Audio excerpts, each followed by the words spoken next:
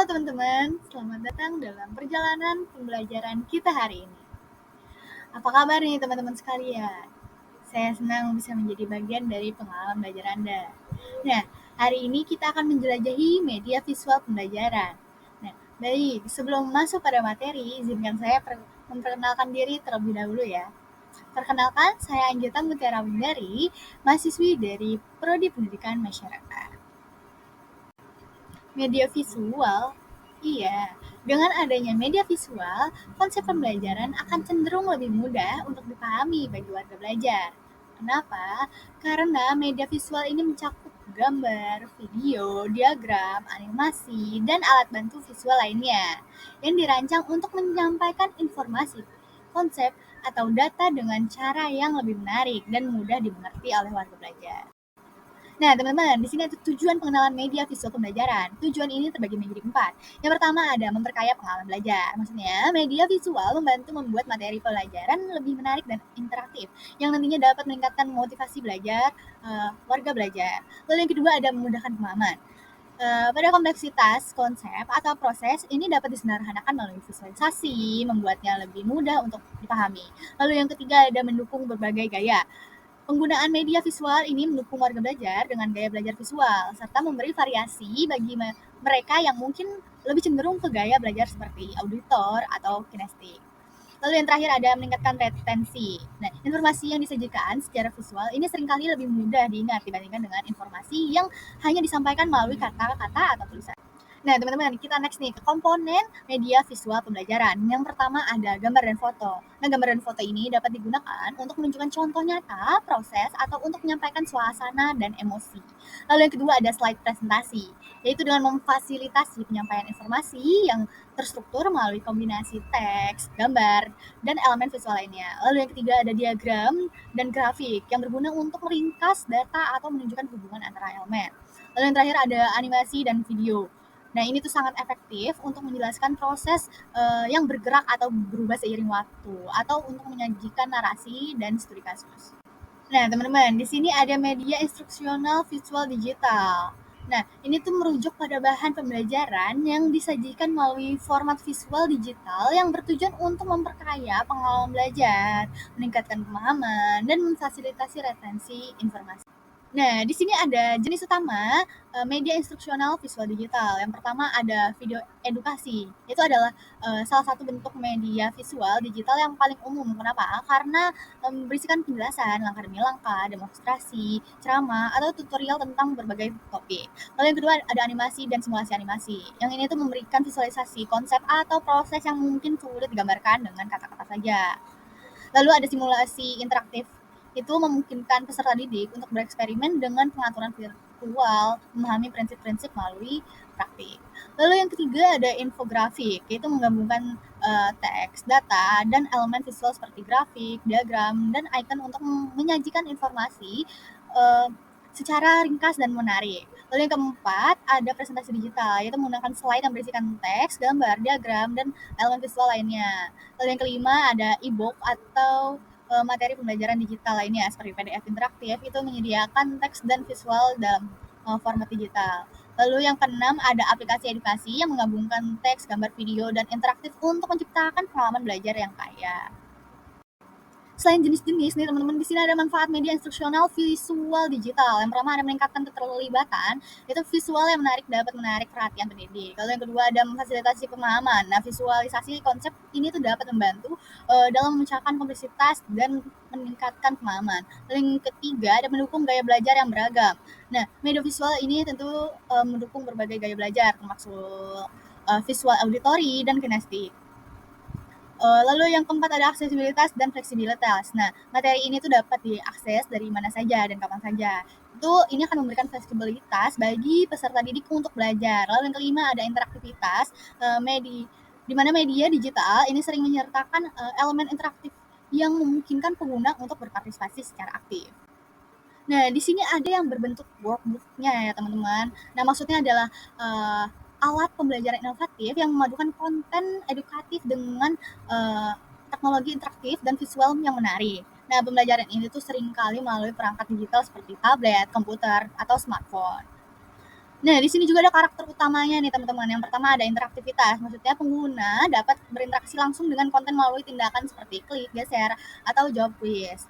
Lalu yang kedua ada visual menarik dengan menggunakan grafis, foto, animasi, dan video. Ini tuh untuk memvisualisasikan konsep dan informasi. Lalu ada kustomisasi, di mana konsep ini tuh dapat disesuaikan untuk memenuhi kebutuhan pembelajaran individu.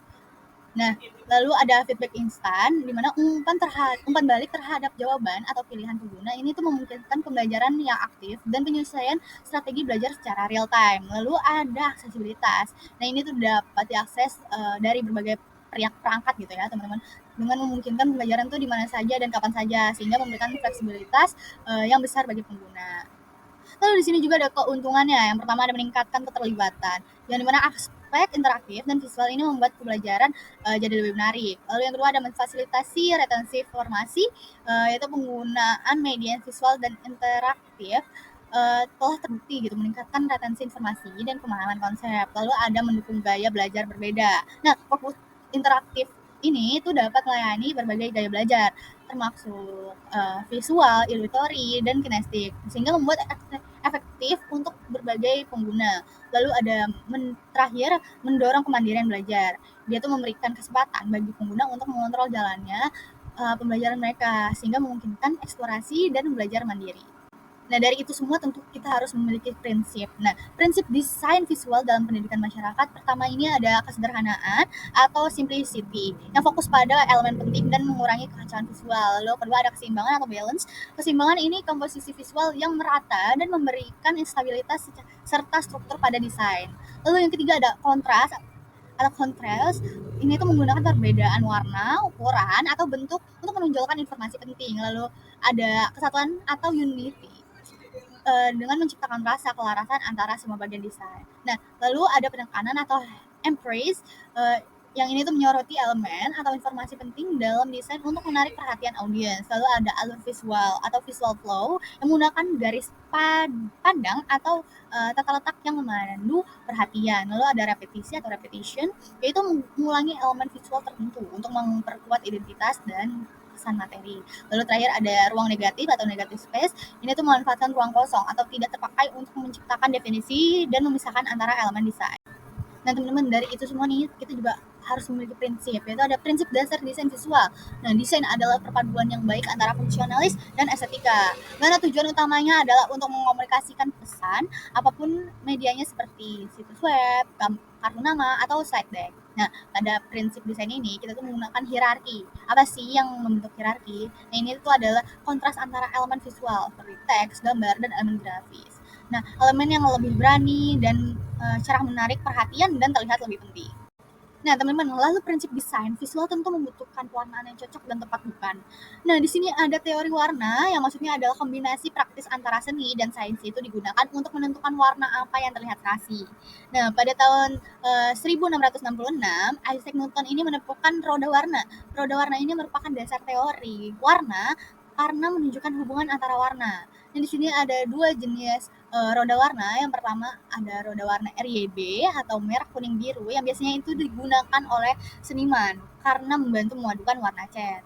Lalu ada RGB atau roda warna merah hijau biru yang apabila ketiganya dicampur akan menjadi hitam. Nah, ini tuh dirancang untuk penggunaan online yang mengacu pada pencampuran cahaya seperti pada layar komputer atau TV. Lalu di bawahnya ini ada warna primer terdiri dari warna merah, kuning, dan biru. Lalu ada warna sekunder, ada warna ungu, oranye, dan hijau. Lalu paling terakhir itu di sisi kanan ada warna tersier, yaitu adalah warna merah oranye, kuning oranye, kuning hijau, biru ungu, dan merah ungu. Nah, teman-teman, setelah kita melewati prinsip, kita masuk nih ke teknik produksi media visual. Nah, di mana ini tuh terbagi menjadi 7. Yang pertama ada fotografi. Nah, dalam fotografi kita harus menciptakan komposisi yang menarik, lalu pengaturan mood gambar yang baik melalui pencahayaan, serta posisi kamera untuk menciptakan kedalaman atau menekankan aspek. Lalu kedua ada videografi. Nah, pada videografi kita harus membuat sinema fotografi terlebih dahulu dengan menggunakan teknik seperti angle shoot, framing, dan movement untuk menceritakan sebuah cerita. Lalu editing dengan menyusun ulang footage-nya serta grading warna untuk meningkatkan estetika visual. Lalu ketiga ada desain grafis. Nah, pada desain grafis ini kita harus memperhatikan tipografi, palet, dan layout agar gaya visual pada teks ini dapat terlihat estetik dan terjaga. Lalu ada animasi. Nah, pada animasi kita harus membuat storyboard dan gerakan animasi dua dimensi dan tiga dimensi untuk menciptakan gerakan serta rigging dan modeling untuk animasi tiga dimensi dengan membuat model digital dari karakter atau objek. Lalu kelima ada penggunaan software. Dengan menggunakan software ini seperti Adobe Photoshop untuk editing foto, Adobe After Effects untuk efek visual, dan lain-lain. Lalu yang terakhir di sini ada integrasi multimedia yang menggabungkan berbagai jenis media visual dan audio seperti teks, gambar, video, dan suara yang nantinya untuk menciptakan presentasi multimedia yang kaya dan dinamis. Nah, teman-teman, mungkin segitu saja ya penyampaian materi dari saya. Terima kasih atas perhatian teman-teman. Semoga pembelajaran ini dapat bermanfaat dan menginspirasi. Sampai jumpa lagi. Bye-bye.